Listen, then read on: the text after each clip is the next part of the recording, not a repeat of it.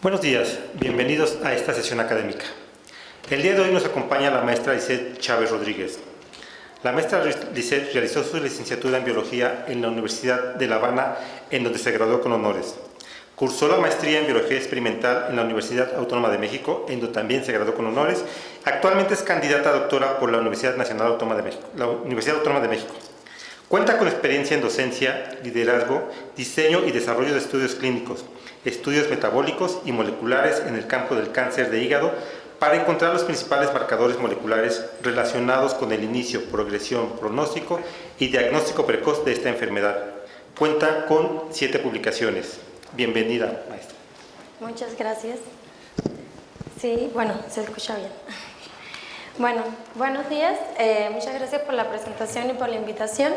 El día de hoy yo les voy a hablar un poco sobre el metabolismo de la fructosa, por eso el título de la mesa al hígado, y cómo esta puede ser un promotor tumoral de cáncer hepático. A ver. Primero me gustaría hablarles un poco sobre cómo se encuentra el consumo de azúcar, cómo ha venido progresando a lo largo de los años. Y bueno, aquí les muestro, en esta imagen, les muestro cómo desde la creación de uno de los principales edulcorantes, que es el jarabe de maíz con alto contenido en fructosa, en 1970, el uso de este edulcorante ha venido aumentando a lo largo de los años en la industria de los alimentos. Sin embargo, el uso de la sacarosa ha disminuido. Esto se debe a que el jarabe de maíz con alto contenido en fructosa tiene una composición de glucosa y fructosa libre, se obtiene de una forma más fácil y mucho más barata, y además tiene un poder endulzante mayor respecto a la sacarosa, y por tanto es mucho más barato y más accesible a la industria de los alimentos, por eso se utiliza tan comúnmente. En esta imagen de la derecha pues podemos ver cómo esta imagen fue publicada en 2017 y podemos ver cómo gran parte de los países consumían más de 100 gramos por persona por día en estos países, y en realidad la recomendación de la OMS es que se consuma alrededor del 5% de las calorías diarias de la dieta. Y bueno, teniendo en cuenta que una dieta balanceada aproximadamente tiene 2.500 calorías, entonces de azúcares podríamos consumir máximo 25 gramos de azúcar diario. Entonces, es decir, que en estos países se consumía más del doble de lo que se recomienda por la OMS.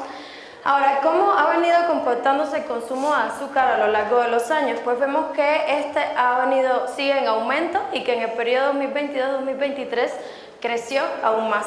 Y pues México es uno de los principales países que tiene un alto uso de jarabe de maíz con alto contenido en fructosa en la industria de los alimentos. Y bueno, si ven, para el 2029 las proyecciones es que continúe aumentando. ¿Esto cómo se ve en realidad en la población mexicana? Bueno, pues estos son datos de la Encuesta Nacional de Salud y Nutrición del año 2021, y pues se ve como dentro de los alimentos no recomendados, el consumo de bebidas endulzadas, que es esta barra en azul claro, es muy alto en la población, incluso desde las etapas más tempranas en la vida, desde las etapas de los preescolares, de los niños de menores a 5 años.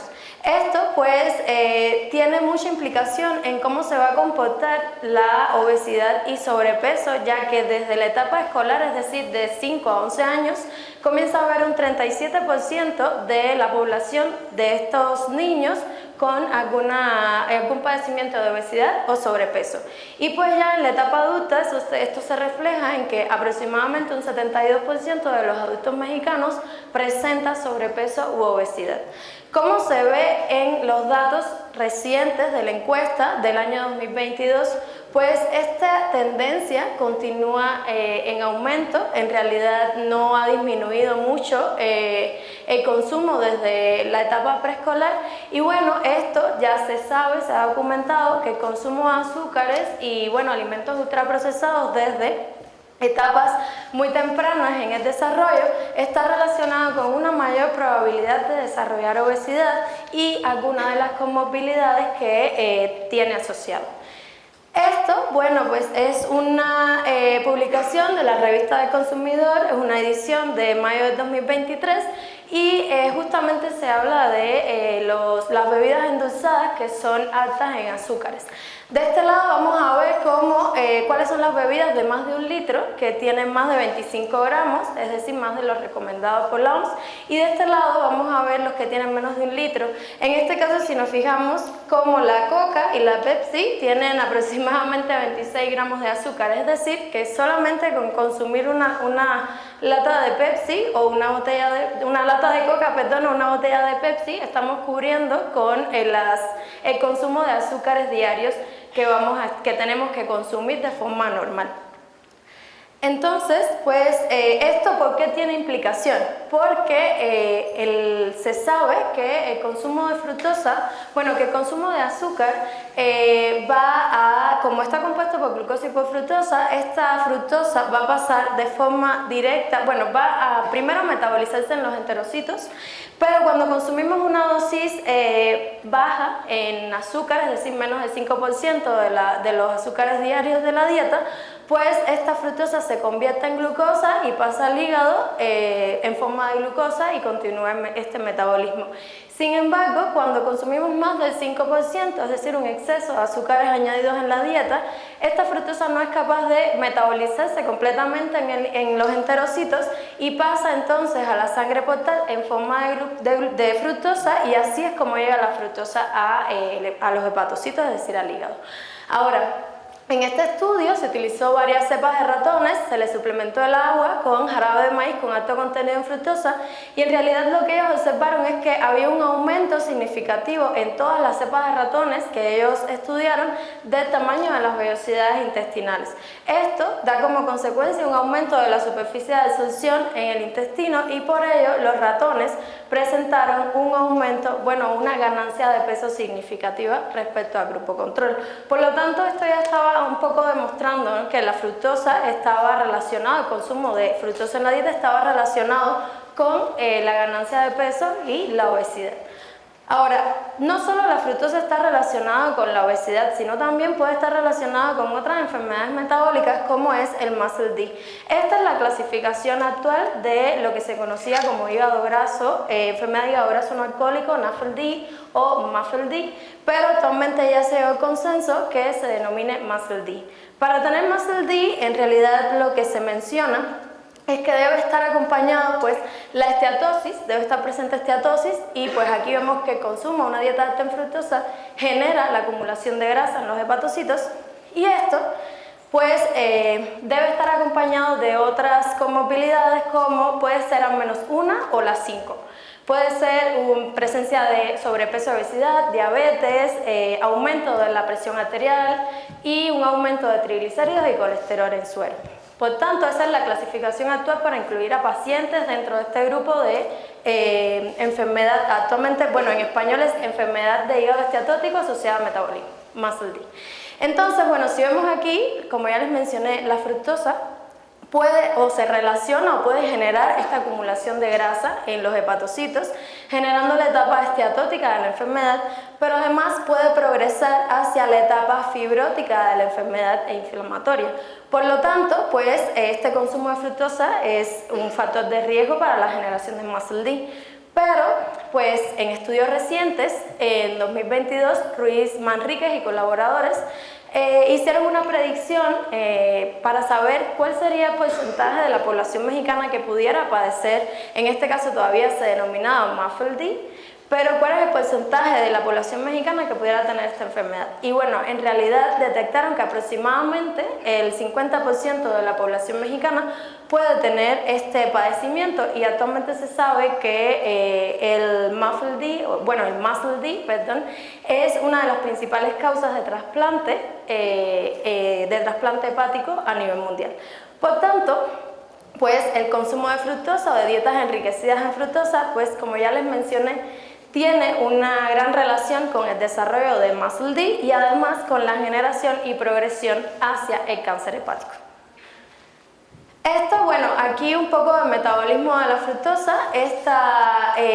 La fructosa ya una vez que llega al hepatocito, pues se metaboliza por la principal enzima de la ruta, que es la cetohexocinasa. Esta tiene dos isoformas, una isoforma que es la que muestro aquí, la isoforma C, Esta tiene una alta afinidad por la fructosa y por tanto lo que va a hacer una vez que la fructosa entra al hepatocito va a fosforilarse en la posición 1.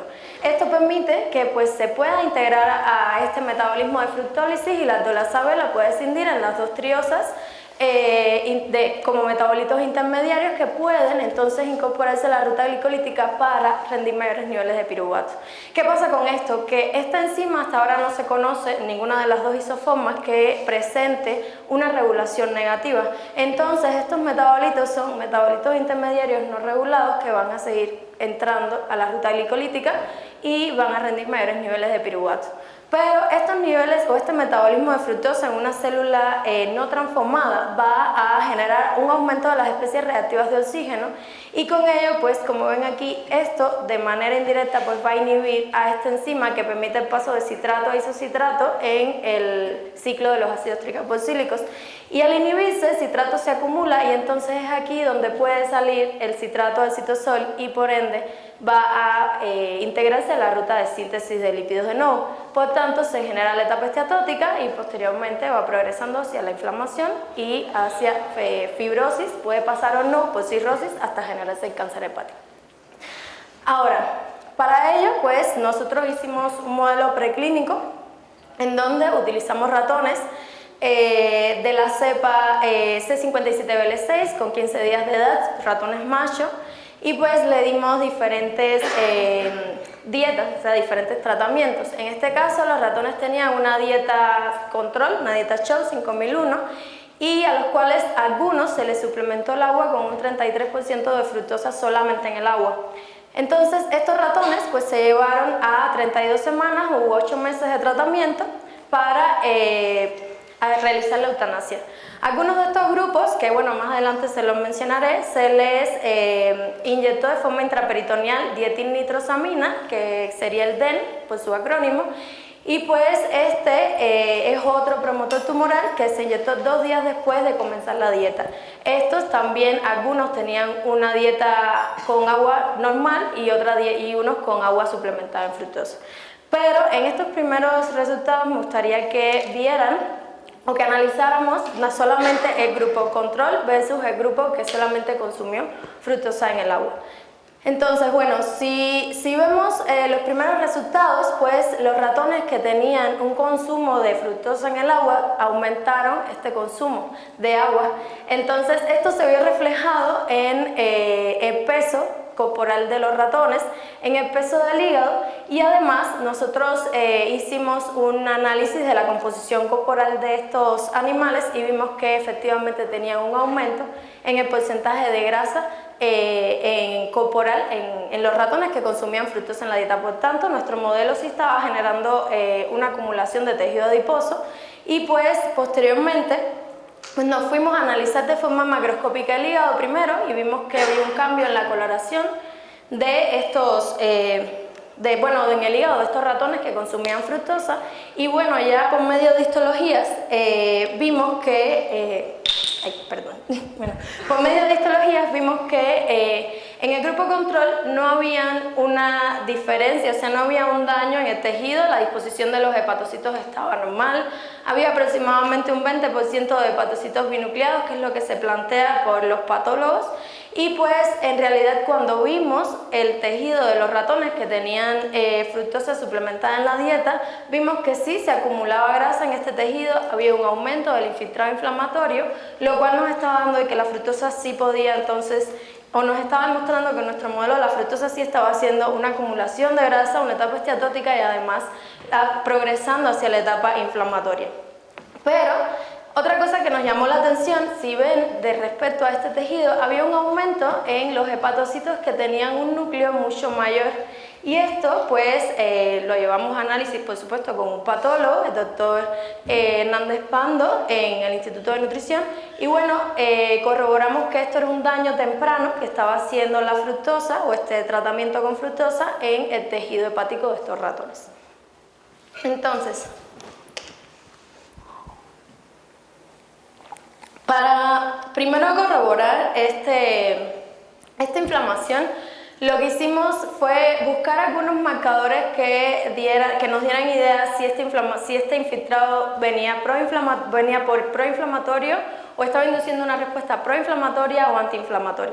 Entonces, para ello pues medimos estos marcadores de CD86 y CD206, lo cual nos estaba indicando si este infiltrado inflamatorio de los macrófagos que podrían estar infiltrándose en el tejido podrían ser proinflamatorios o antiinflamatorios. Entonces, cuando vimos la proporción de este infiltrado, en realidad vimos que la fructosa estaba induciendo el infiltrado de macrófagos con un fenotipo proinflamatorio, es decir, macrófagos tipo M1. Por tanto, ya estábamos viendo que sí, en efecto, la fructosa estaba generando la inflamación, o este tratamiento con fructosa podía estar generando la inflamación y por tanto podría estar progresando la enfermedad hacia las etapas inflamatorias.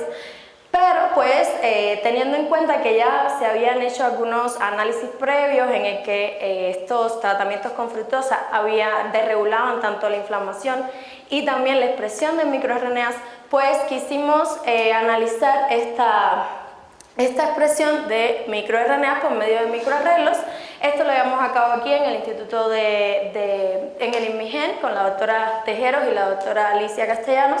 Y bueno, este es uno de los resultados que hemos obtenido. Esta es cómo se ve esta expresión diferencial de los microRNAs. Algunos de los que señalé son los que empezamos a corroborar.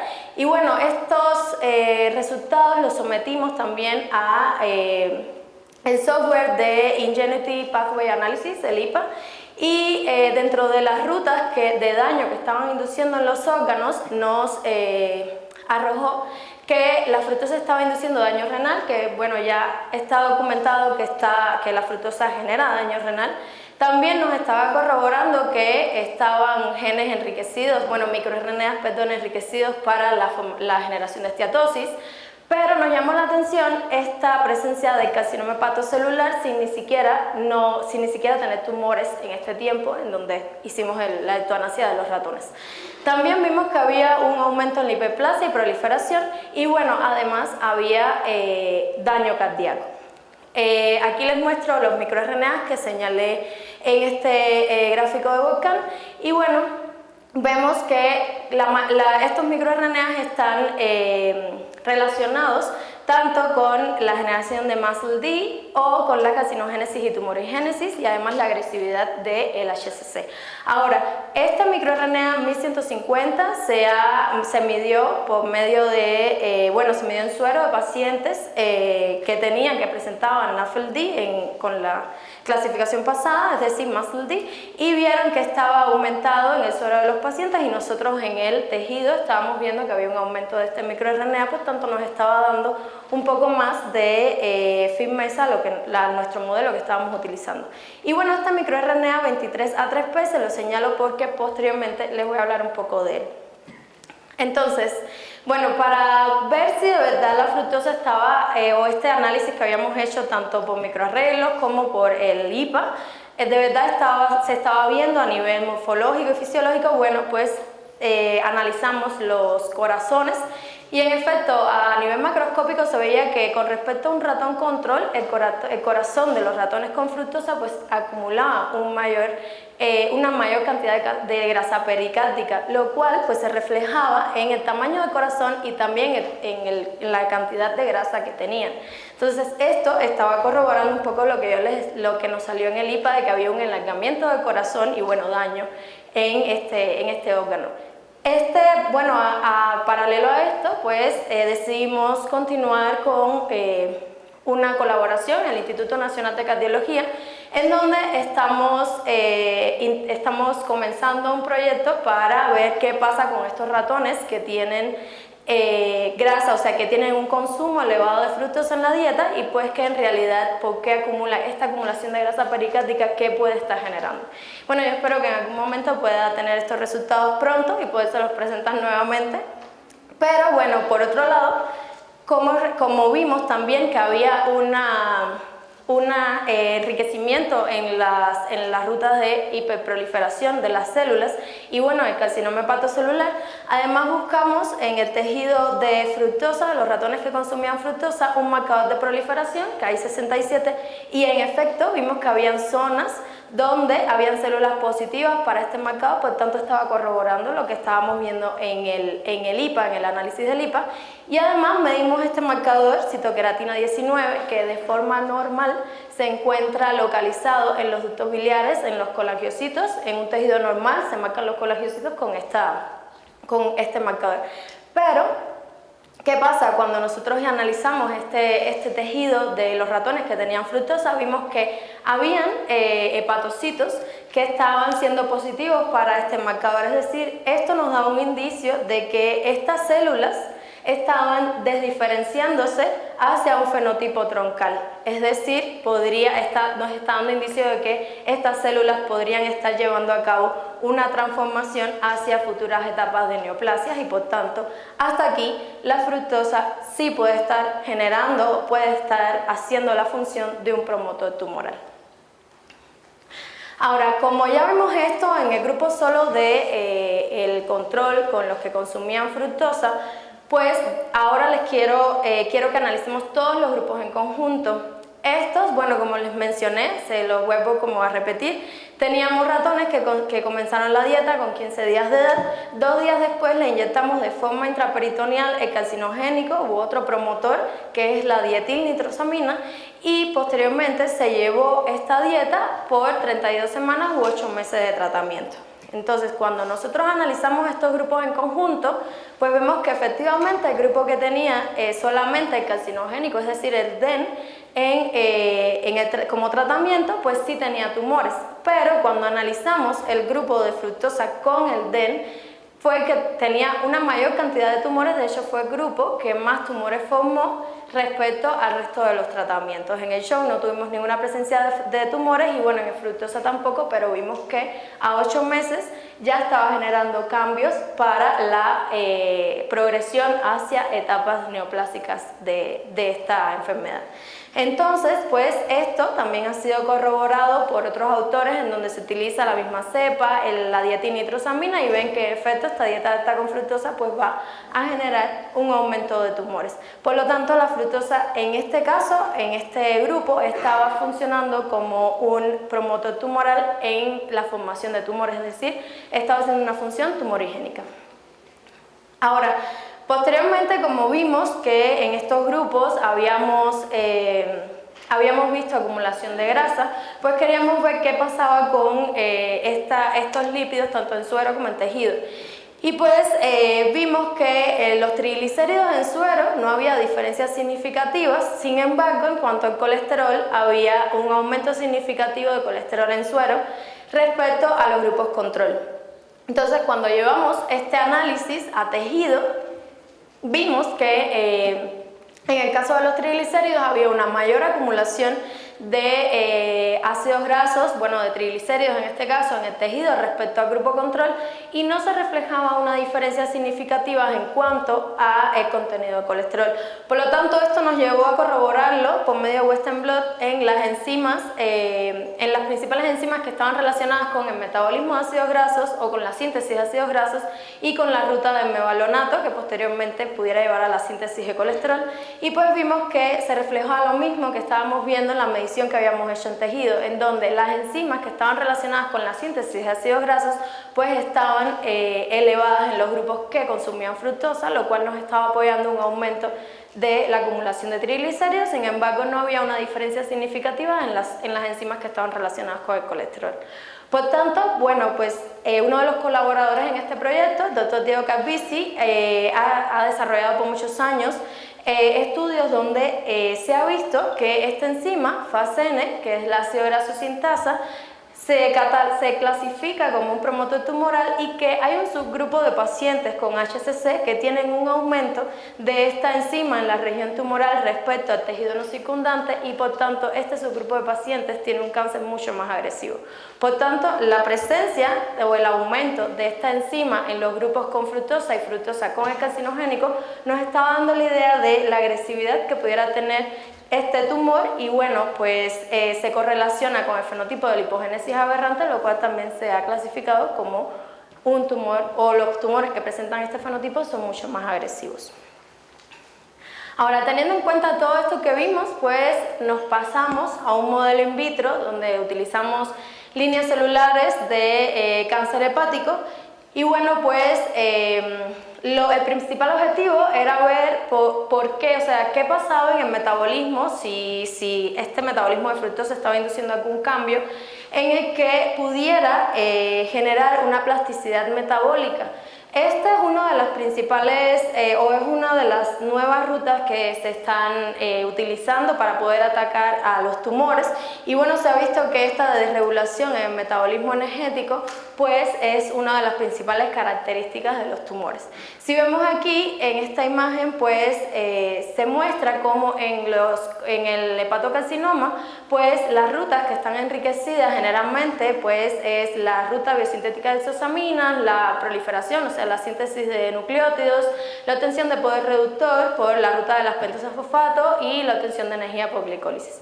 Ahora, esto comparado con el colangiocarcinoma se ha visto que hay una disminución de estas rutas, sin embargo hay un aumento en el ciclo del urea. Entonces, teniendo en cuenta este background, pues decidimos empezar a explorar qué pasaba con los tumores o las células ya cancerosas que tenían un tratamiento con fructosa. Entonces, bueno, les recuerdo que cuando tenemos un alto consumo de fructosa en la dieta, pues la fructosa llega de forma directa a los hepatocitos y es así como ocurre este metabolismo. Y teníamos este artículo de background en el que Lee y colaboradores en 2016 vieron que en presencia de fructosa en la dieta, en las células ya transformadas, bueno, en presencia de fructosa en las células ya transformadas, esto hacía que hubiera un cambio en las isoformas, de una isoforma que tenía mayor afinidad y que potenciaba el metabolismo de fructosa a una isoforma que tiene menor afinidad por la misma y que disminuye este metabolismo en cierto modo. Esto hace que pues, se refleje en una disminución en el estrés oxidante en la célula y bueno, pues, pero estaban viendo estos autores que había un aumento en la proliferación cuando estaba presente la isoforma A. Entonces ellos pues al final del artículo resumen que esta isoforma no disminuye el metabolismo de fructosa en cierto modo, pero como es una cinasa va a fosforilar en otras proteínas, en este caso fosforilaba la fosforribosil pirofosfato sintasa, lo cual está relacionado con la síntesis de nucleótidos y por eso ellos estaban viendo un aumento en la proliferación cuando estaba presente la isoforma A respecto a la C. Ahora esto lo corroboraron ellos con pacientes que tenían hepatocarcinoma y vieron que en efecto había un aumento en el contenido de esta isoforma A en la zona tumoral respecto al tejido no circundante. Por tanto, nosotros lo que hicimos fue comenzar a analizar esta proteína, la cetoexocinasa, en nuestros grupos con 32 semanas de tratamiento. Sin embargo, no vimos una diferencia significativa en cuanto al contenido, pero bueno, también lo analizamos con cultivos de hepatocitos primarios, en donde los tratábamos, bueno, eran ratones que consumían una dieta control y posteriormente los tratábamos por 48 horas después de hacer la perfusión con fructosa. Y pues vimos que a nivel de proteína no había una diferencia significativa, o sea, entre el grupo control y el grupo con fructosa. Esto pues, ya que teníamos un anticuerpo que medía las dos isoformas, entonces nos llevó a medirlo por la expresión de los mensajeros de estas dos isoformas y bueno, en las células de EPG2 y HU7 vemos que hay un aumento en el contenido de la isoforma A respecto a la C, lo cual concuerda con lo que ya se había obtenido en la literatura y algo interesante que vimos es que en los hepatocitos primarios había un aumento de la isoforma A respecto a la C cuando comparábamos estas dos isoformas en cuanto a la expresión. Y esto nos está dando una idea en que tal vez estos cambios tempranos que se pudieran estar llevando en las células que solo tenían fructosa venía por este cambio se pudiera estar generando por este cambio en las isoformas de manera temprana. Entonces, bueno, para continuar viendo si este cambio en la isoforma tenía una implicación a nivel metabólico, pues analizamos por medio de Seahorse la contribución que tenían las células tratadas con fructosa, que son el tratamiento de la línea roja, la contribución que tenían las células tratadas con fructosa a la glicólisis. Para ello utilizamos este ensayo en donde se utiliza la rotenona y antimicina para inhibir la ruta en la mitocondria de la cadena de transporte de electrones y la fosforilación oxidativa, y además es la 2-deoxiglucosa, que es un inhibidor de la glicólisis. Entonces veíamos que cuando las células eran tratadas con fructosa, pues disminuía la contribución que tenía este tratamiento a la acidificación del medio por medio de la glicólisis. Por tanto, nos llevó a pensar que esta disminución venía dado por una desviación que estaban teniendo los metabolitos intermediarios en la ruta glicolítica. Y bueno, como ya se había planteado, la ruta de las pentosas fosfato es una de las que están aumentadas en el carcinoma hepatocelular. Por tanto, analizamos la actividad de la principal enzima de esta ruta, que es la glucosa 6-fosfato deshidrogenasa, y vimos que en efecto esta enzima en presencia de fructosa aumentaba o alcanzaba la velocidad máxima en un menor tiempo, por tanto era mucho más rápida, y que además el contenido de NADPH, que es el producto principal de esta ruta, pues era mucho mayor en presencia de fructosa respecto a las células control. Por lo tanto, hasta aquí estábamos viendo que este cambio en la isoforma estaba haciendo para aumentar la agresividad del cáncer por medio de la obtención de este poder reductor por la ruta de las pentosas fosfato. Ahora, ¿esto por qué pudiera estar relacionado? Porque este poder reductor contrarrestaba los niveles de especies reactivas de oxígeno que generaba este metabolismo de la fructosa, pero además podía utilizarse en la síntesis de lípidos, como ya vimos que la fructosa estaba potenciando la síntesis de lípidos. Ahora, posteriormente a esto también analizamos la proliferación en diferentes concentraciones de fructosa, y pues vimos que la fructosa sí está aumentando la proliferación de estas células de hepatocarcinoma, y pues vimos que casi todas las células que estaban tratadas con fructosa se encontraban en la etapa de síntesis, estaban progresando hacia la etapa de mitosis. Esto lo quisimos corroborar por medio de Western blot, y pues lo que notamos interesante en este caso es que la proteína P27 está aumentada en el grupo con fructosa. Entonces nos llevó a pensar cómo P27 puede estar aumentado si las células están proliferando. Entonces lo que hicimos fue buscar en la literatura y vimos que en realidad P27 tiene una función no canónica, que cuando se fosforila, esta se mantiene en el citoplasma unida o permite la unión del complejo de CD4 ciclina D, y esto permite que progrese el ciclo celular lejos de inhibirlo. Entonces seguimos corroborando los resultados por medio del IPA, y vimos que específicamente el MIP23-3P que les había mencionado está relacionado con que se favorezca la fosforilación en P27, y con ello se favorezca la proliferación de las células. Pero para corroborar esto, pues lo que hicimos fue hacer creo que no se ve tan bien, o al menos yo desde aquí no lo veo tan bien, lo que hicimos fue hacer una inmunofluorescencia en donde queríamos ver la localización de P27, y justo las células que están tratadas, que son las células control, no tienen un aumento en el contenido de P27.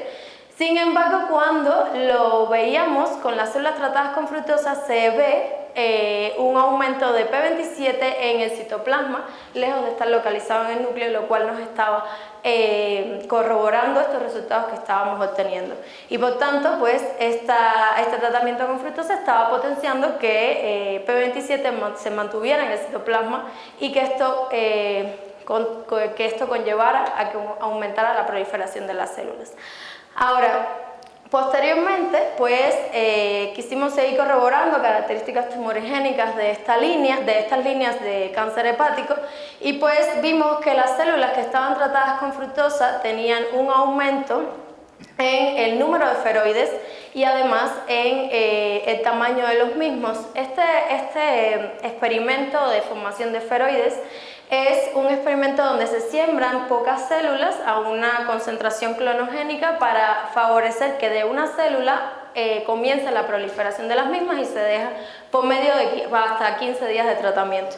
Entonces, pues vimos que en efecto la fructosa estaba aumentando en ambas líneas celulares, que el número de esferoides y además el tamaño de los mismos. Y si vemos la morfología de estos esferoides con fructosa, pues vemos que es una morfología de células que son más propensas a hacer la migración o a generar la migración de las células. Y por ello, pues lo otro que hicimos fue analizar la migración y en efecto vimos que las células tratadas con fructosa pues cerraban la herida mucho más rápido, o sea, migraban mucho más rápido en presencia de fructosa respecto a las células control. Por lo tanto, este tratamiento con fructosa en las líneas que ya son agresivas, las líneas de cáncer que ya son agresivas, pues están potenciando la agresividad de estas por medio de la proliferación y migración de las mismas. Pero bueno, no nos quedamos ahí y además analizamos cuál pudiera ser el efecto de esta proliferación, migración de las células en presencia de algún agente quimioterapéutico. En este caso utilizamos cisplatino y pues vimos que sí, en efecto las células con fructosa pues cuando hicimos el conteo de estas células había un mayor número de células cuando estaban tratadas con fructosa. Sin embargo, cuando tenían cisplatino y fructosa también aumentaban su número. Posteriormente pues marcamos el porcentaje de muerte de estas células y vimos que respecto al grupo que solamente tenía cisplatino, las células con fructosa disminuía su porcentaje de muerte respecto a este grupo. Por tanto, la fructosa además estaba potenciando la quimioresistencia en esta línea celular. Entonces, como un resumen y como mensajes que me gustaría que se llevaran es que el consumo de dietas enriquecidas en fructosa pues sí está relacionado con la generación y la progresión de muscle D. Además, esta dieta enriquecida con fructosa promueve la carcinogénesis y la tumorigénesis y que la fructosa actúa como un promotor tumoral en el hígado, potenciando la proliferación, la agresividad y la quimioresistencia de estas células. Y bueno, que además este MIR23A3P pudiera ser un posible marcador para este subtipo de pacientes, este subtipo de HCC, de los pacientes que tienen un alto consumo de bebidas endulzadas en la dieta. Por tanto, pues estas medidas o estos resultados pudieran ser utilizados para tomar medidas a nivel nutricional y de salud a nivel de la población. Y bueno, pues eso sería toda mi parte. Me gustaría agradecer primeramente a la colaboración que tenemos en el Instituto, en el INMIGEN, el Instituto Nacional de Medicina Genómica, con la doctora María Elizabeth Tejero y la doctora Alicia Castellanos. Muchas gracias y muchas gracias por la invitación. Y bueno, a nuestros colaboradores a nivel nacional e internacional y por supuesto a nuestros colaboradores dentro del laboratorio. Muchas gracias.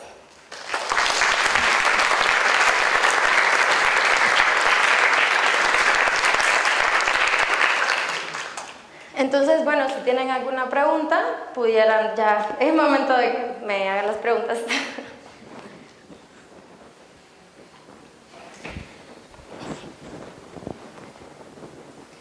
Sí, ya. Creo que van a... Tráete el micrófono. Hola, buenas tardes, maestra. Le quiero felicitar por su trabajo. Creo que es un trabajo de mucho tiempo por todos los experimentos que realizaron, no solamente pues histología, sino también análisis genómicos, enriquecimiento. Entonces, creo que es un trabajo muy completo y muy interesante porque ciertamente la dieta de alta en fructosa es prevalente aquí en la población mexicana, si no es que en todo el occidente, ¿no? Pero bueno, en sí mi pregunta no va más allá del trabajo, sino es una pregunta técnica.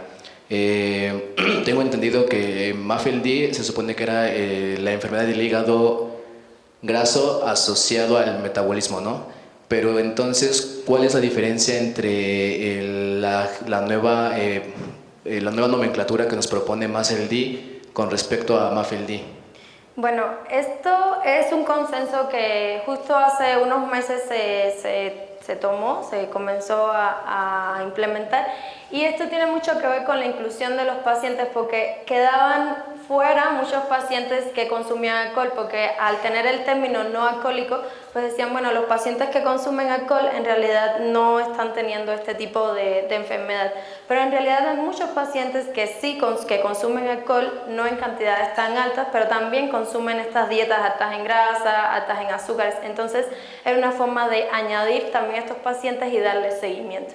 Además también se quitó este término de graso, porque podía también estar generando algunas confusiones en los pacientes. Entonces, por eso ahora es enfermedad de hígado esteatótico asociado al metabolismo. Muchas gracias, maestra. Hola, hola Lizeth, pues excelente presentación y una cantidad de datos impresionante. Sin embargo, tengo algunas dudas con respecto a la inflamación que mencionabas, el incremento de macrófagos. ¿Has pensado en evaluar otro tipo de infiltrado inflamatorio? Porque ahí solo nos presentaba los datos de NT versus CHO versus fructosa. Si bien se sabe que en el en carcinoma hepatocelular o bueno, modelos con DEN, existe una cantidad exacerbada de macrófagos, que pueden representar o abarcar el 50% de la masa tumoral, pero en el caso de la fructosa, ¿tú qué pensarías de qué otro tipo podría estar involucrado aparte de este tipo de macrófagos? Pues en realidad, bueno, primero también analizamos macrófagos por una referencia previa que teníamos en donde los macrófagos estaban generando esta inflamación, pero también pudieran estar implicados otro tipo de infiltrado, por ejemplo linfocitos. Entonces sí es un trabajo que todavía está en progreso, entonces sí tenemos pensado analizar otros marcadores. Bueno, pues nada más eso. Muchas gracias.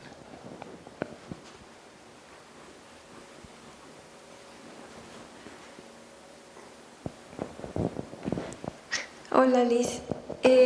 Y en cuanto a las cantidades de fructosa que se pusieron, ¿son similares a las que se consumen más o menos en humanos?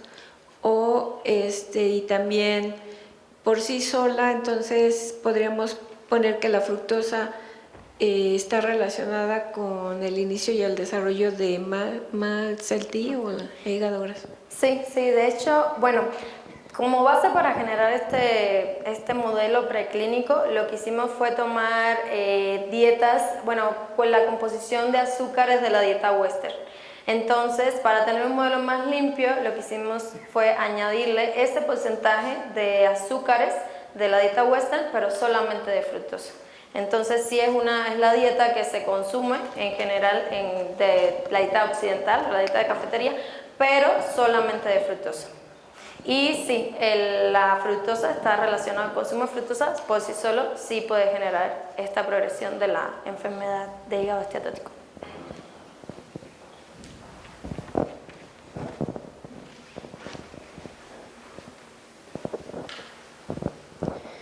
Buenos días, maestra. Primero una felicitación por su trabajo, ha sido muy enriquecedor. Tengo varias preguntas. La primera es, ¿han investigado algo acerca de la administración en su modelo, pero más bien del disacárido, o sea, de la sacarosa? De la sacarosa. No, en mi modelo no, porque ya existen trabajos previos en donde sí se les administra el disacárido o incluso hasta este edulcorante, el jarabe de maíz alto en fructosa. Entonces queríamos ver cuál era el efecto solamente de la fructosa en la dieta. Entonces, a pesar de que le dimos una composición alta de fructosa en la dieta, o sea, la dieta control sí tenía glucosa en condiciones normales, o sea, sacarosa, mejor dicho, en condiciones normales. Pero queríamos ver cuál era el efecto que tenía solamente la fructosa en este modelo, sin tener la contribución de glucosa en exceso u otros componentes. Bien. Y también otra pregunta que me surge es, ¿en qué se basaron para obtener la dosis del carcinógeno?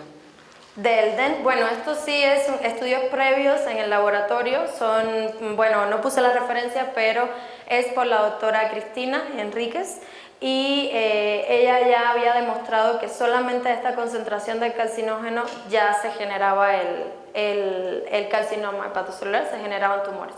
Entonces, a partir de esta referencia, quisimos continuar con este modelo, pero añadiéndole fructosa. Ah, bien.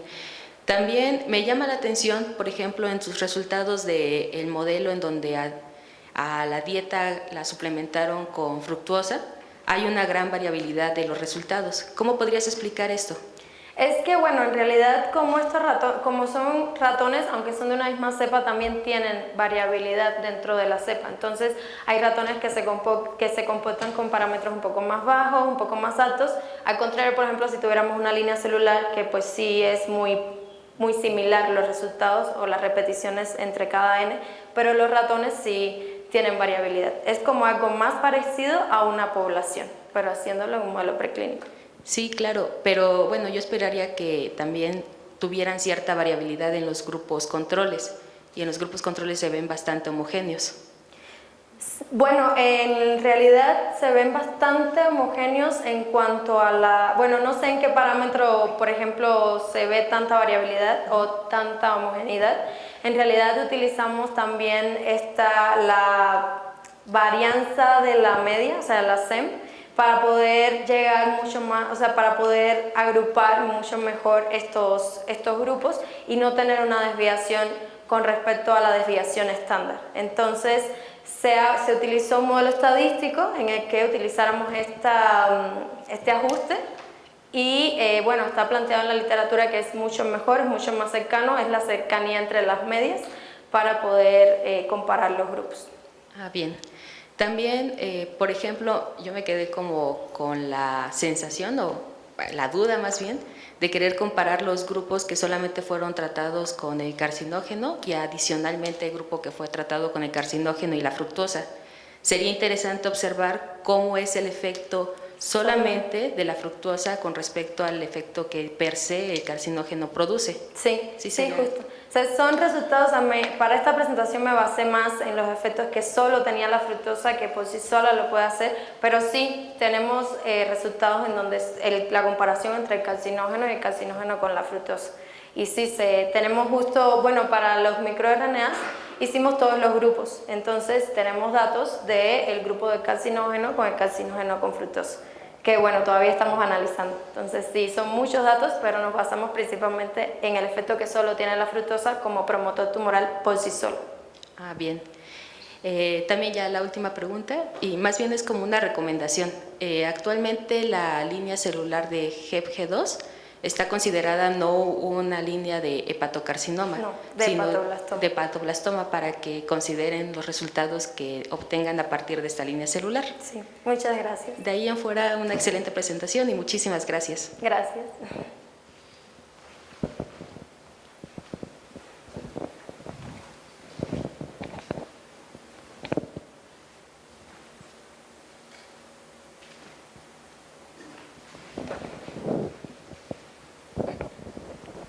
Hola, buenos días. Perdón, yo llegué pues prácticamente al último, solamente viendo y escuchando. Me llama la atención el RNA no codificante que propones, y solamente mi duda es ¿qué tipo de aproximaciones o experimentos plantean hacer para poder asociar la función de con algún proceso? No sé si quieran verlo a nivel de asociar algún mecanismo celular asociado al metabolismo de este tipo de carcinógeno y la fructosa. Esa es mi duda. Sí, bueno, lo que tenemos pensado hacer más adelante, podemos utilizar mimetizadores mimetizar y silenciar el efecto de este microRNA, y también medir, por ejemplo, hay varios artículos en donde se menciona que este microRNA lo que hace es inhibir un supresor tumoral que es la protocaderina 17. Entonces, este es el que tiene que ver con que se inhiba la fosforilación de P27, que es como les mencionaba aquí. Entonces, cuando no está, pues P26 se fosforila. También tenemos pensado medir, puede ser a nivel de mensajero o a nivel de proteína, esta proteína. Entonces, más o menos estos son los estudios, las perspectivas de los estudios que se pueden seguir realizando. De hecho, bueno, que en realidad van a ser otros proyectos alternos a este trabajo. Entonces, esas son como algunas de las perspectivas. Bueno, muchas gracias.